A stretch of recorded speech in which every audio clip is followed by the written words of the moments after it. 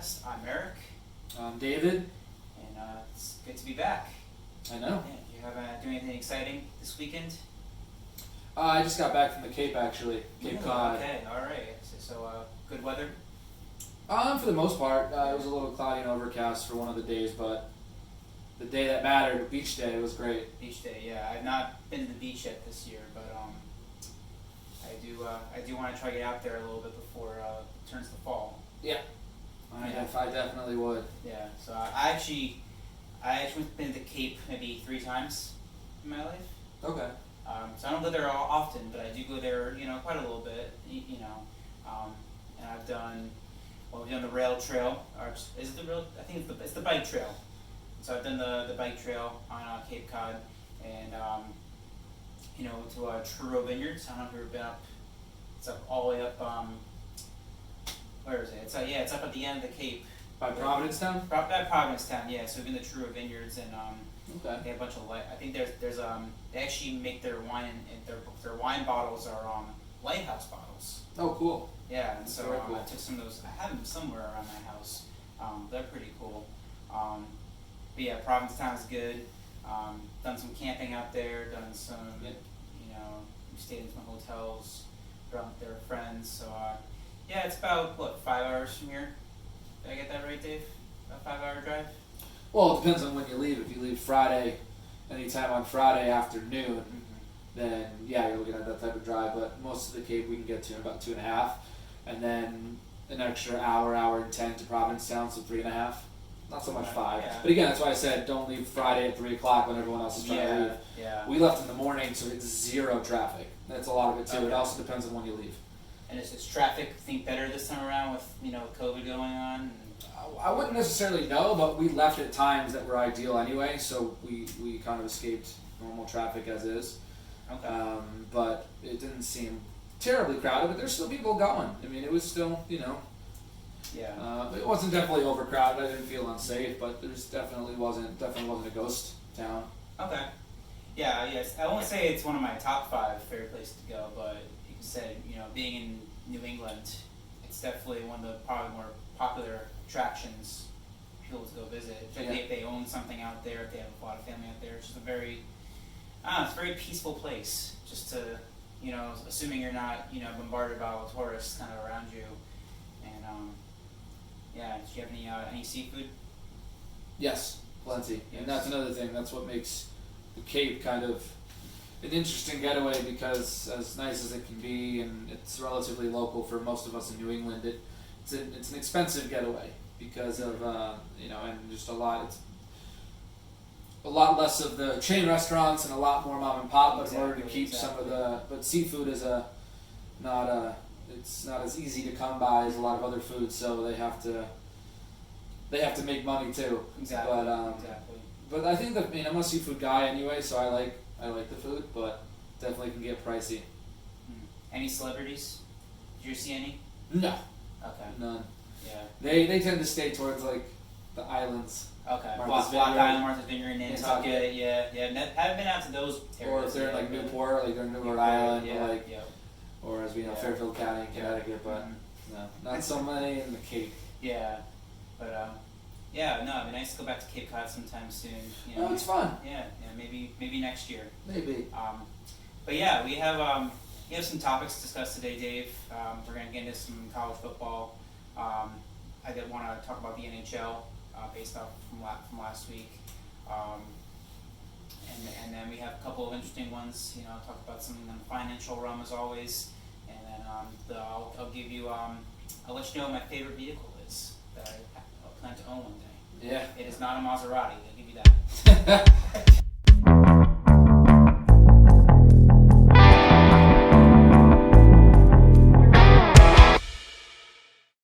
Alright, everybody, welcome back to The Scoop with Dave and Eric, and we want to get into something with college football, Dave, and I'll start this off by saying my alma mater, the University of Connecticut, last week, made the first bold step. I guess Ivy League made the first step officially. Technically, yeah, but in terms of big names, FBS, the first university to kind of say we're not playing football this year is the University of Connecticut. UConn, yeah. Not that they were, anything of a contender, within the last 5 years or so. But It's been a few years, But, that's for sure. but kind of the first shoe kind of fell with UConn saying they're canceling the season. Yep. And They were the domino. And Dave, I think you've done some more research on this, and what are you hearing now? Well, I'm just starting to kind of see everywhere that more than likely it's the season as a whole, collegiate football, NCAA affiliated, specifically, will more than likely not be taking place. Mm-hmm. But more specifically, and I'll read this I'm going to quote it from the Dan Patrick Show. I believe it was this morning. He tweeted out saying, a source told him that about an hour ago, this was this morning, that the Big Ten and the Pac-12 will cancel their football seasons tomorrow.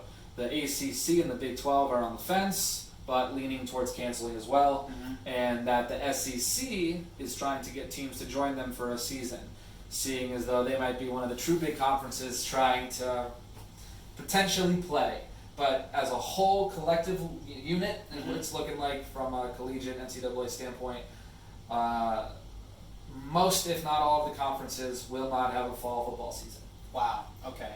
So the SEC is kind of the last one saying we need to really have this, and they're trying everything to make it happen. But you can't just have a SEC college football. I guess they can do whatever they want. I mean, you could technically, because, and to be honest, the last decade or so, it's really been SEC or nobody. I shouldn't say that, but obviously Clemson, Ohio State, something to say about that. Yeah, Big Ten, ACC. But one can argue that from top to bottom, the most competitive conference at least the last decade has been the SEC. Yeah, absolutely. And there's a lot of, and as you said, the money, the endorsements, the attendance. TV. Well, that's what they're even trying to get a exclusive TV deal just for SEC games. Yeah. If they're going to be the only ones on, they want to make money from it so that they can supplement it. So I mean, it'll be interesting if everything you're hearing is coming true, that a lot of these conferences are going to back out this year. But if for some reason the SEC kind of puts its foot down and says no, we really want a football season. Is there really a scenario where you just see SEC playing football in the fall and everyone else kind of stay on the sidelines? I mean, from a personal opinion, no, it doesn't make sense. But again, I'm not in the boardrooms. Exactly. We don't make the decisions, Dave. I make none of the decisions, and there's people with way more, pedigree, and I think that they're holding out hope that they can do it. Yeah. I don't think it's feasible, and I don't think it's necessarily smart. And I think it just shows how money hungry they are. Yeah. But at the same time, behind closed doors, I really have no idea what's happening. Yeah. And what this might do, though, in the long run, and I actually just see on your screen what you brought up, how this will affect the upcoming draft and some guys who are projected to be, very high picks. Yeah, and I brought this up, Dave, because so in case people don't know, the Clemson quarterback Trevor Lawrence, and I saw this on the newsfeed this morning. He obviously Clemson being the ACC, not the SEC. Yep. He's really kind of leading this charge of hashtag We Want to Play. Yep. Basically saying that. What are those? And again, Dave, opinions aside here. Basically, Trevor's saying we're going to be a lot safer on the field with COVID going on than being at home in our communities. Is kind of the message that he kind of brought. He kind of split out this morning. Right. I've seen that. Yeah. And so it's whether that's true or not, that's up for medical debate or whatever. But nevertheless, I look at it, and this goes back to the pro level where NHL and NBA. I'll leave MLB out of this for now, but NHL and NBA, they're kind of doing their playoffs in a kind of a bubble system right now. And so far, knock on wood, they've succeeded. There hasn't been any tests I know of within these teams. There hasn't been a single, from what I read, sorry to cut you off though, and I know there hasn't been a single positive, and don't quote me on this, a single positive COVID test in the NBA bubble since the initial testing was done 2-3 weeks ago. There hasn't been a single positive among staff, player, ref, coach. Yeah. So what does that say? So it's shown, what you have there, Dave, is you have a model.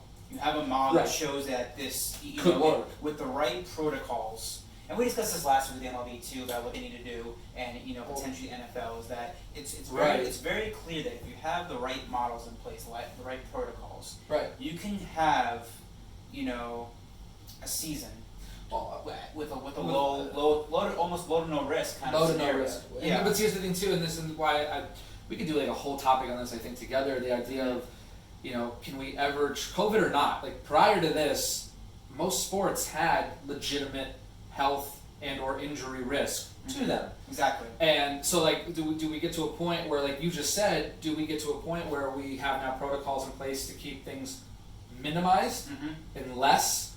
Because the idea to eliminate seems kind of, and this is in my opinion, and I'm going to get chewed out potentially for it, but are we really striving for an instance where there's zero risk at all, or zero risk for COVID? You see my difference there? Exactly. Because even if we get rid of athletes testing positive for COVID, there's no stopping them from head injury, from some of these other, horrible freak accidents that happen in competition all the time. And so like that's why I just want to have that discussion as well, but I don't want to go crazy on that because, like I said, that could be a whole episode on its own. But I'm just curious as to other people's opinions on how on what they think on how we should be approaching it. Yeah. So and I'll bring up this one too, NASCAR. I know we're not crazy NASCAR people. No. But NASCAR, they started back in mid-May. And the first few races there was no fans, but actually they started having limited amounts of fans in the stands for some of these races. It's a wide open sport. The grandstands are pretty huge, so it's very easy to do social distancing with fans in the stands. It can be done. It can be done. It's already cut off again too. One of our home. I was almost speaking too soon. But I was going to say, one of our hometown teams, the USL, the Hartford Athletic, they've been operating the past month with fans, limited capacity. But now, as I just typed into my thing on my computer, I guess Sunday's match against the Union 2 team was postponed. Is this a player case or is this a spectator?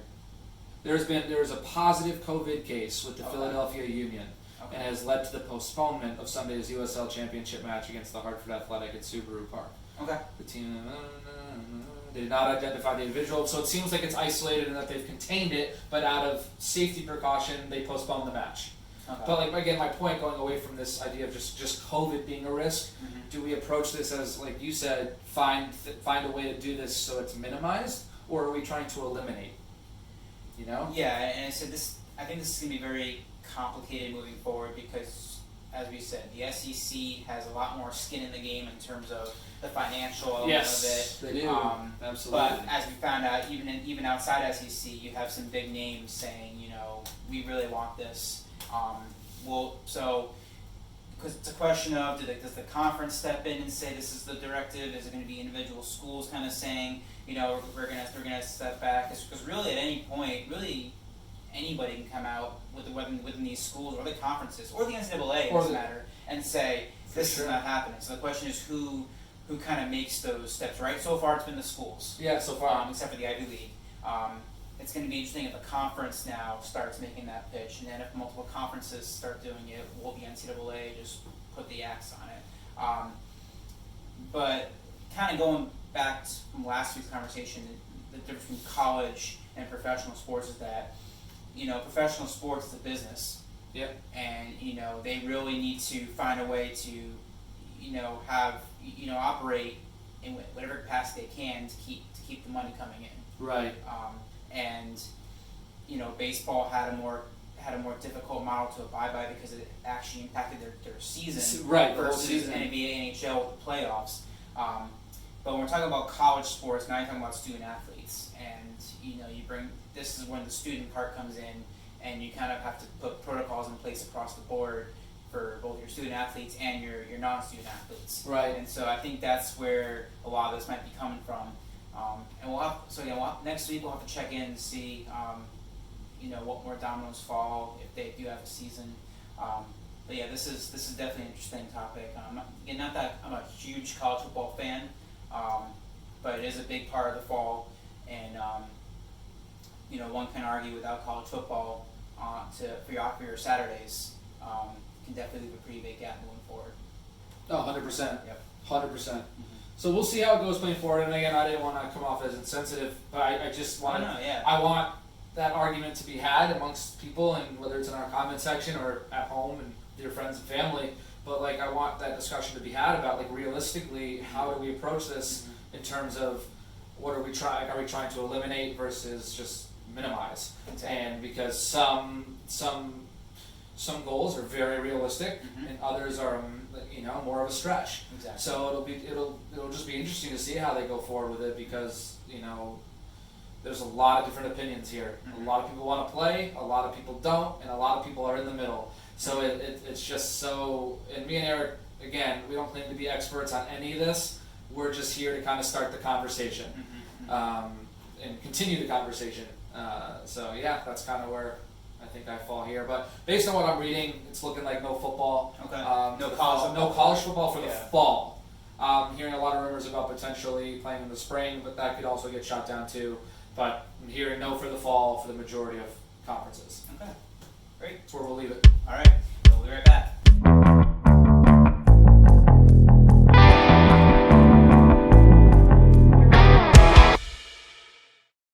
Welcome everyone back to The Scoop. I'm Eric and Dave.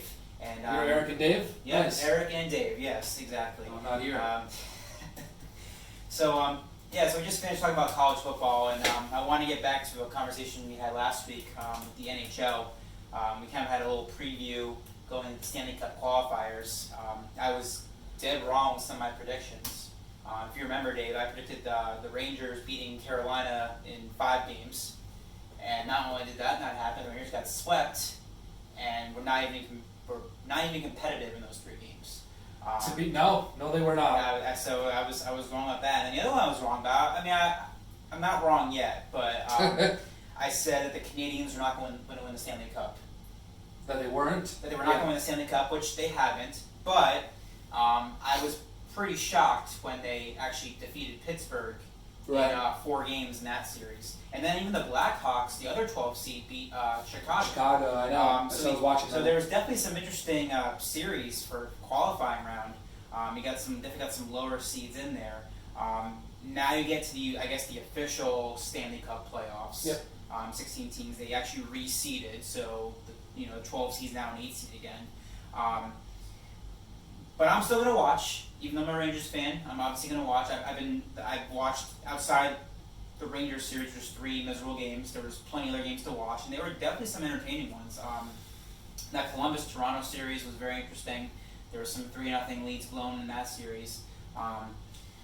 But I'll kind of read them down here, and I'll start in the Eastern Conference. And you mentioned the Flyers last week as a Stanley Cup favorite, and you look pretty good right now, because I watched them in that round robin, and they played Tampa Bay, Boston, Washington. They looked really good. They looked really sharp.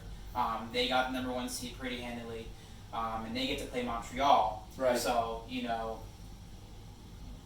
that'll be a good series, huh? Yeah. So I mean, this time I'll definitely say Philadelphia should have this. I think they should. But Montreal. I mean, I don't know. They could be that Cinderella in the NHL playoffs. They could be the dark horse if they get by Philly.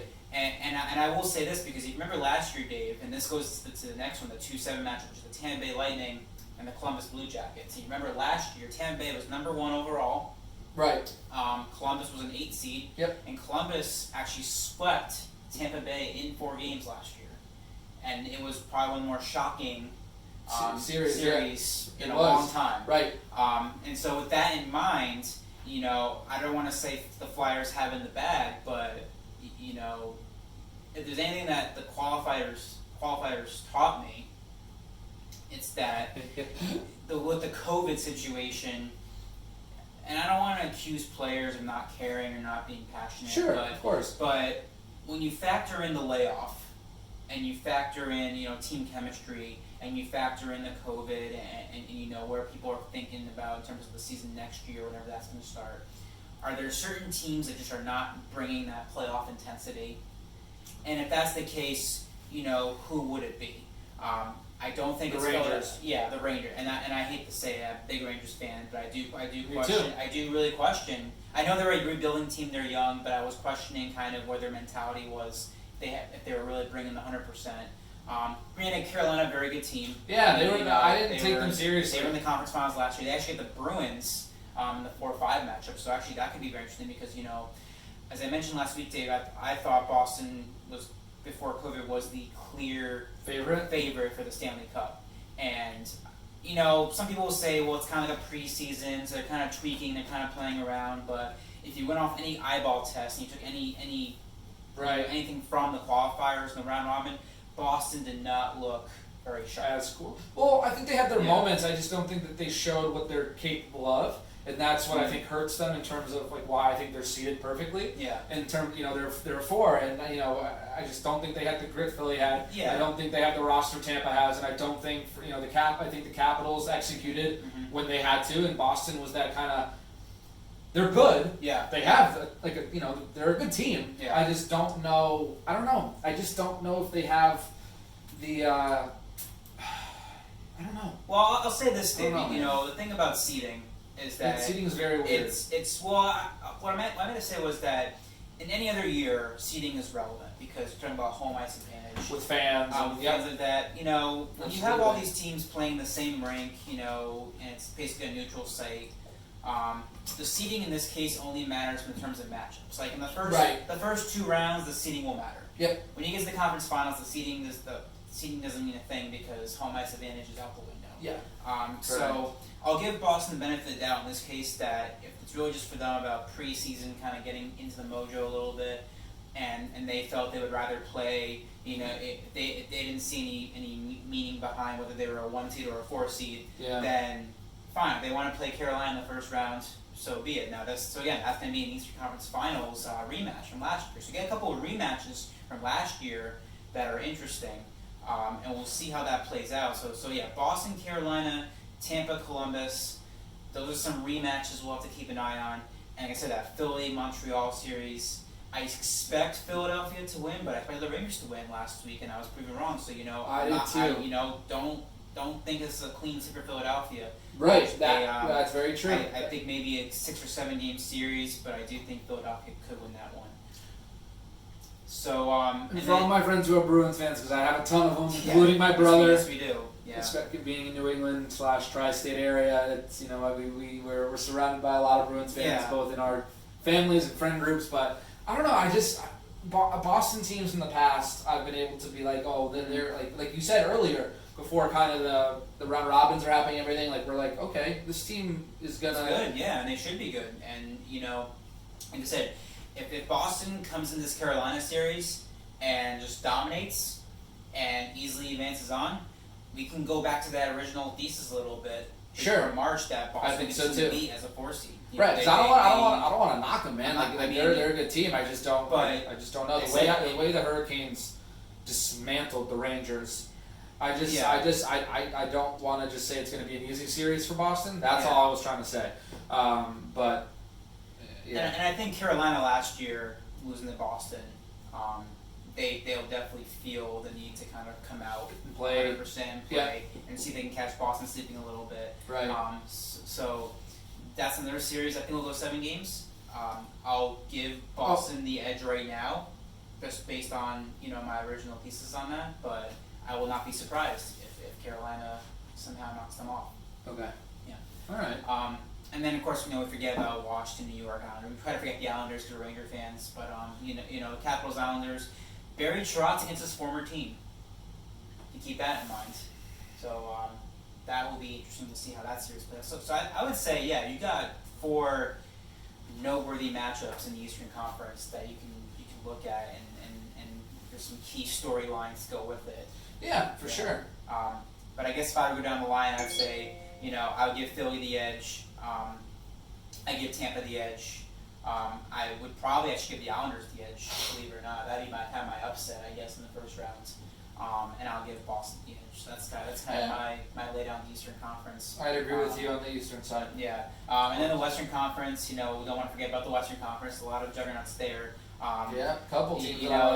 Edmonton was probably a shocker too. Not that Edmonton's been a powerhouse many years, but this year they had a really good year with Connor McDavid and Nugent Hopkins, and they kind of just laid an egg in that qualifier against Chicago. But it's Chicago. Chicago's a 12 seed this year. They weren't doing anything. But you give them life, right? And Patrick Kane and Jonathan Toews were gonna make it happen. Yep. And Crawford Corey Crawford, by the way, looked fantastic in goal in that elimination game. Right. I watched that game, and so Chicago as an 8 seed to me is way more dangerous than Montreal as an 8 seed.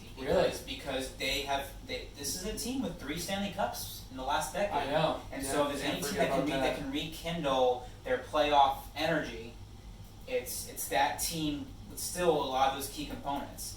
And not to knock off Vegas, because Vegas is obviously a very good team, and again, they played well, but to see Corey Crawford play the way he did in this qualifying series, that's how you steal series in the NHL playoffs.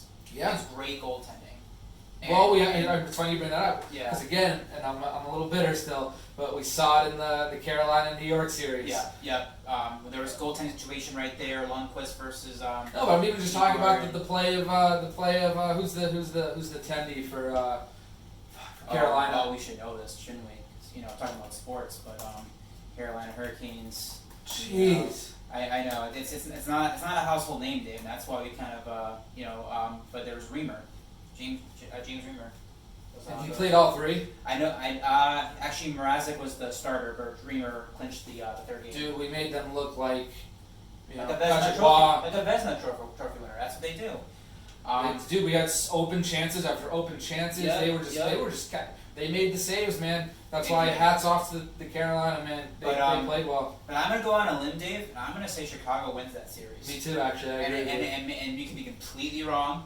Vegas is a really good team, but they are. But I'm going with the bold prediction that Chicago wins against Vegas in 6 games. 6 games. 6 games. Colorado, Arizona. Arizona. That's just been a franchise that. No, I Colorado. I would go Colorado, but they've been playing great. Arizona's had a couple of times in their franchise where they've come so close to really building a good team, but Colorado with McKinnon. You can't sleep on that. I think Colorado won that series pretty handily. I do too. I also think Dallas takes Calgary. Yeah, Dallas, Calgary. Yeah, like I said, I think Chicago's the only real upset in the Western Conference. I do expect the St. Louis Blues. Well, again, go back to the whole Boston thing in the qualifier. The St. Louis did not look incredibly sharp either. I mean, they lost that game against Colorado with 0.1 seconds remaining. I don't remember that.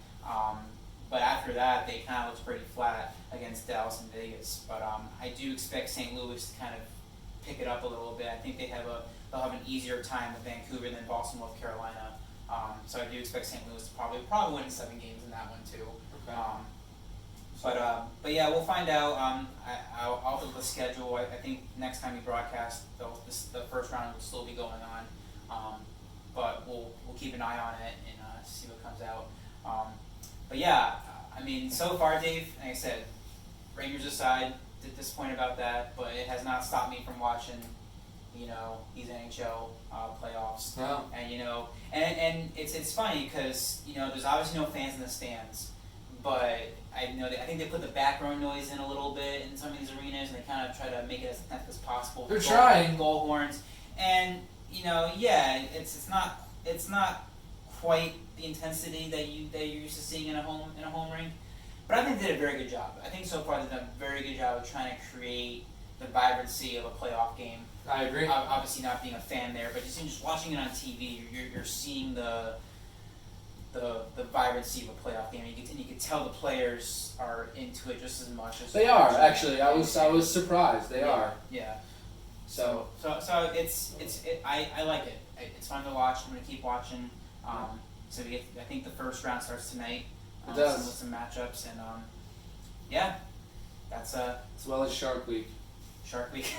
In case you're not into NHL, but no San Jose Sharks in the playoffs. No San Jose Sharks. Sharks. If you're Sharks, that's the place to go.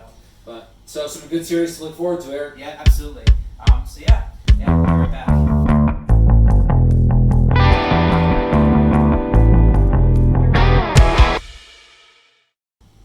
Alright everyone, welcome back to The Scoop.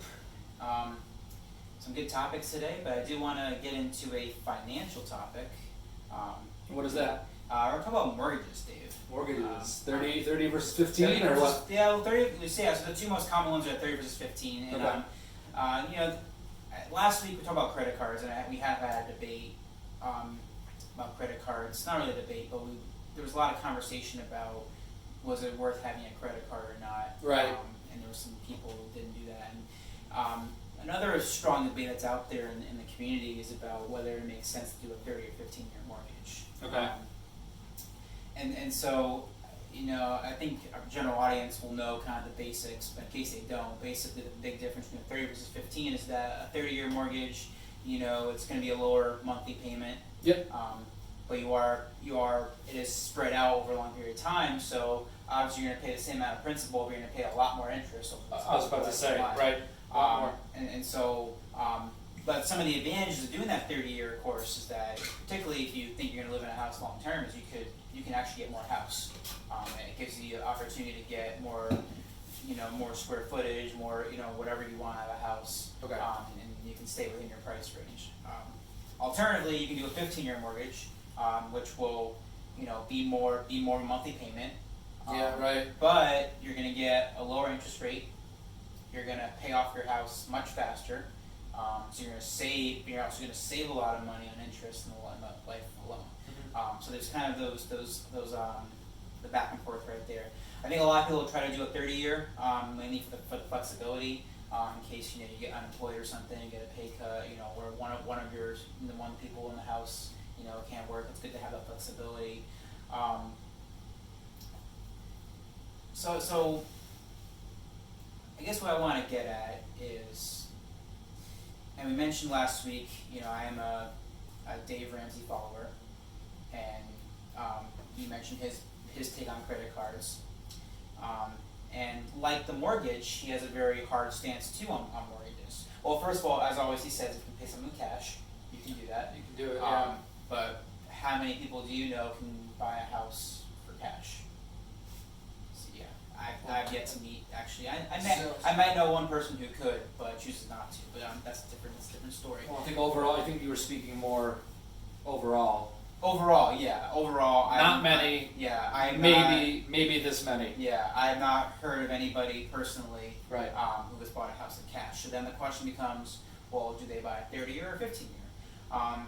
And so, Dave Ramsey, he kind of comes out and says, well, whatever your take-home pay is, take 25% of that, and that should be the most you pay on a 15-year mortgage. Right. Is basically his train of thought. Okay. And it's basically a responsible way of paying for a house, because you're not, first of all, you're keeping your personal finances in order, and you're paying off the equity, you're paying back the equity very quickly. Mm-hmm. And you're not wasting a lot of money, giving a lot of money to the banks in interest. Problem is that, and being from Connecticut, we don't exactly have the most real estate friendly situation around here. Not present. So not presently. This is me talking here. If I were to take a 15-year, make sure it didn't go 25% of my take-home pay, right? Where would I be living? And I'm not going to say a box, but it might feel like one, to be honest. Right. So, I think. And I don't really have an opinion either way about what the best one is, but I'll tell you something that I've discovered, and it's kind of a hybrid between the two. Okay. So I kind of outlined what a 30-year is versus a 15-year. Yep. And I've done what's called a 20-year mortgage. Okay. And I find it actually works great because it gives you a little bit of the best of both worlds. It does. You're not locked into this 15-year where you're paying, a huge monthly payment, high principal. Yeah.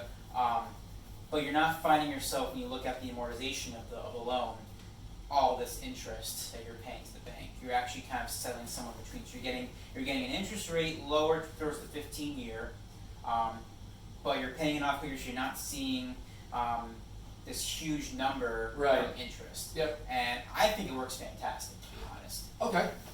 So is that what you'd advocate for then? That is what I personally would advocate, and we mention this every week. We're not financial experts. We're not supposed to give financial. I don't know. Well, we can give advice. We're going to give advice, and I'm going to say that if there are people out there who are trying to figure out if they want to do a 30 versus 15, they're trying to weigh the responsibleness of being a homeowner versus what they can actually get. Right.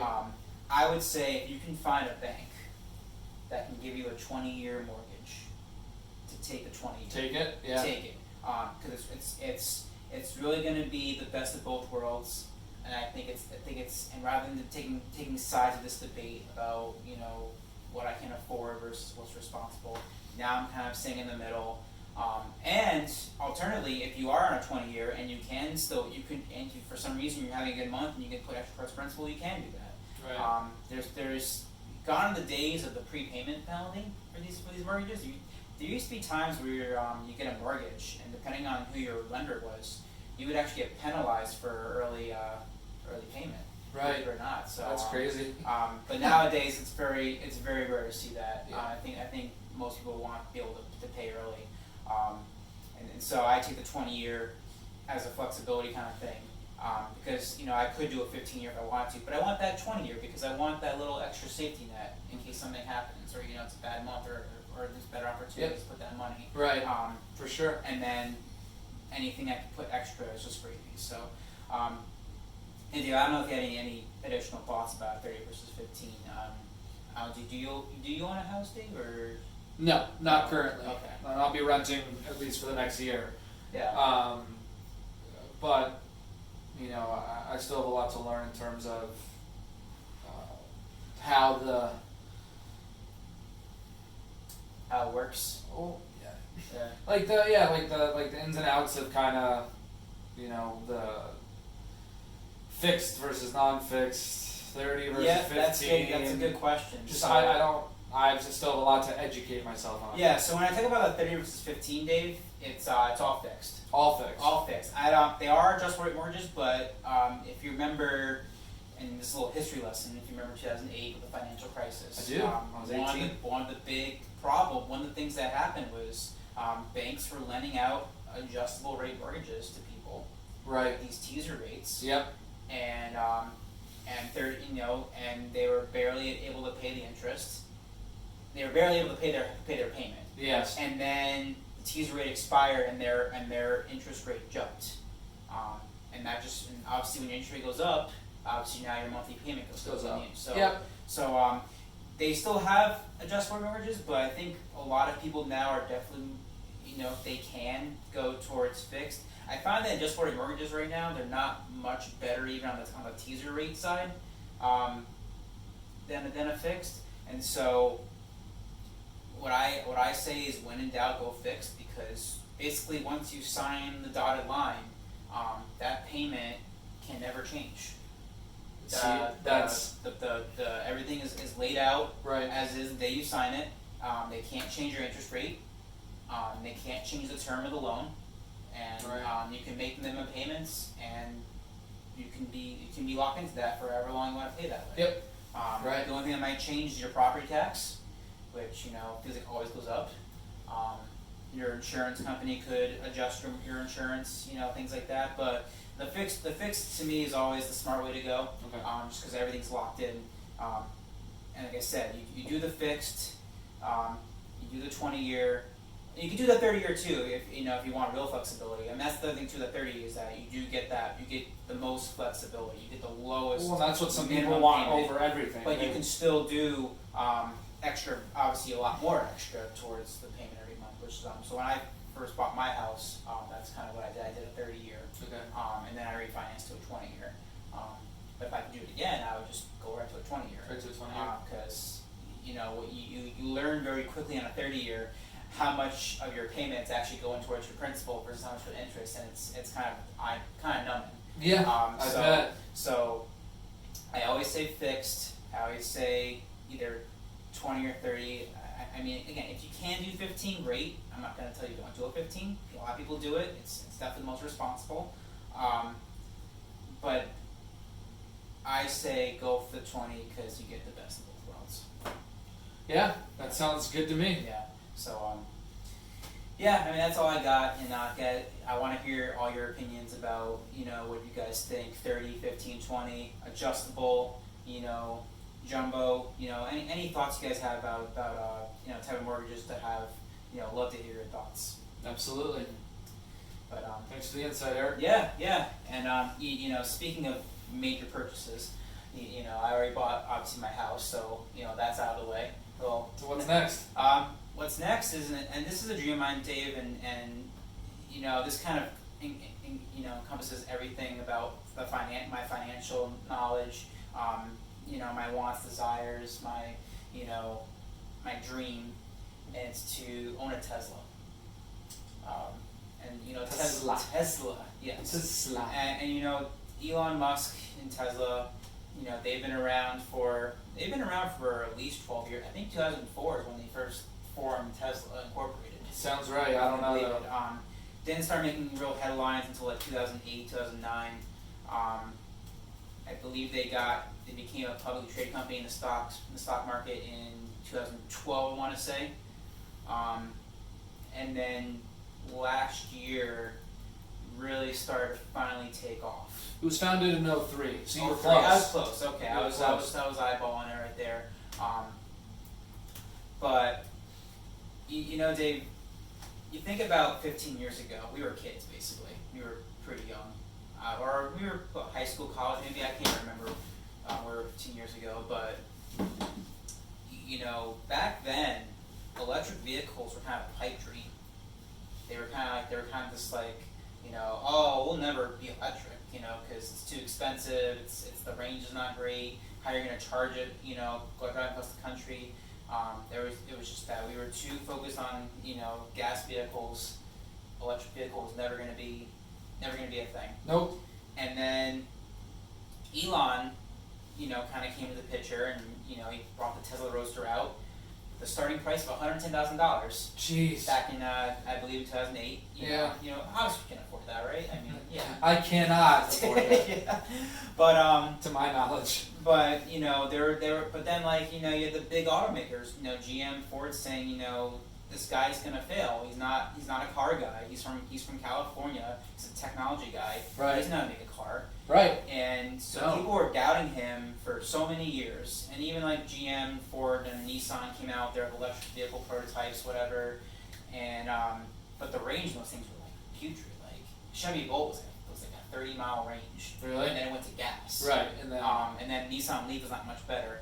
But I would say starting in 2015, you started hearing about Tesla a little more. The Model S kind of came out, and they started coming out with a little better range. Like I forget exactly, but it was probably around 200 miles. Okay. It's still an $80,000 car. Right. That's a fair nice car. I mean, it's starting to come down tremendously. And then starting in 2018, the Model 3, and I think that's when people really started to see the potential, because now he gets a vehicle. Now he has a vehicle under $40,000 with a 250-mile range, all electric. All electric, no gas. Yeah.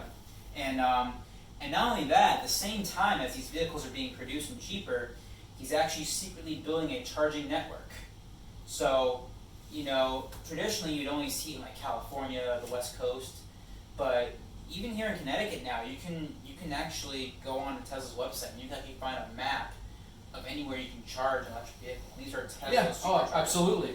And in theory, shouldn't you be able to? Yeah, exactly. Well, that was the big hurdle. It wasn't so much the electric vehicle was the issue. It was, you got to charge these things. Yep. And you can't do that conventional gas stations. Yeah, and so unless you're charging at home, where else are you going to charge it? So you really couldn't take it that far. But you couple the electric car development with the supercharging network, and now Tesla has kind of cornered the market. Not only on top of that, the battery is always the limiting factor in these electric vehicles. Right. With that range. Yep. But they've obviously drastically improved it. And what people seem to fail to understand is that Elon Musk has figured out a way to bring this battery with, I believe, a million mile lifetime.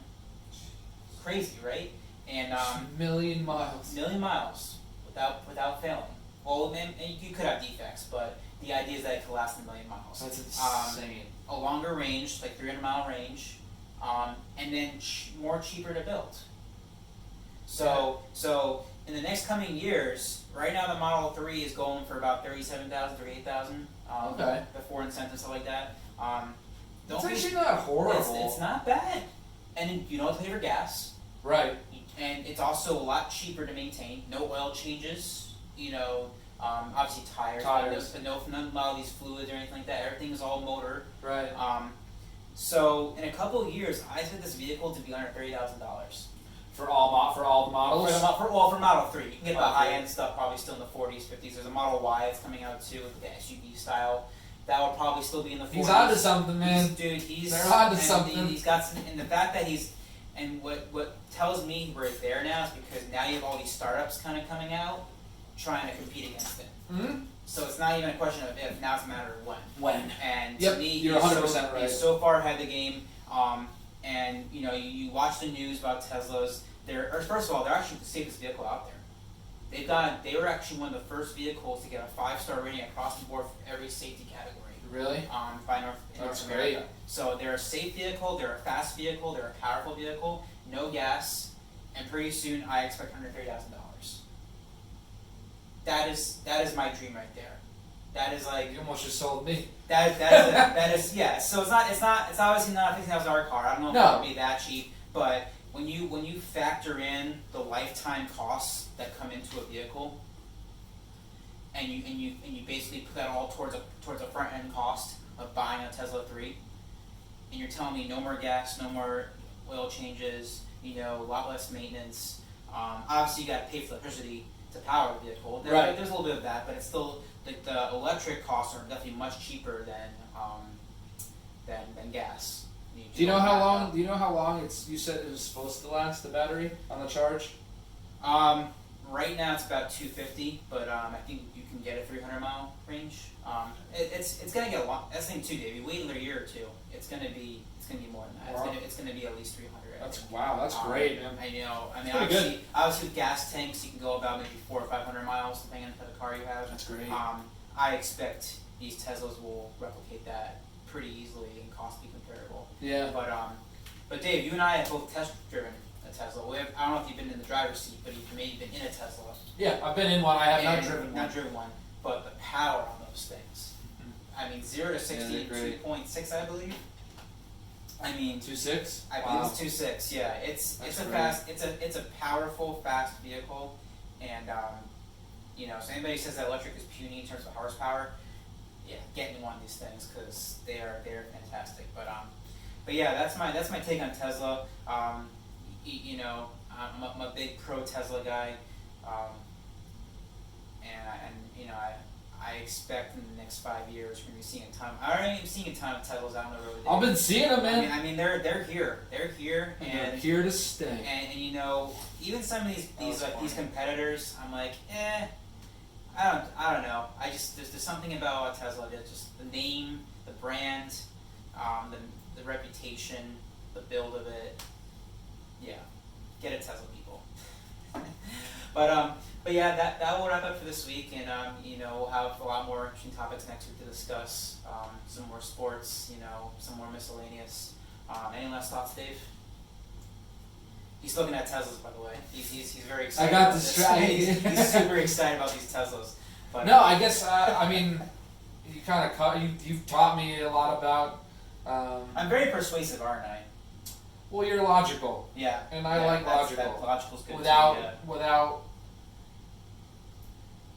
I'm not saying you don't have a bias because it kind of sounds like you do, but like. That sounds like no, I won't lie, I have a bias. You weren't. But you knew what you were. You sounded like you knew what you were talking about. I've done the research. Not like you were just trying to sales pitch me. It sounded like you knew what you were talking about. I don't work for Tesla. I'm not a Tesla guy, but no. He's Elon. But I started this with a dream of mine.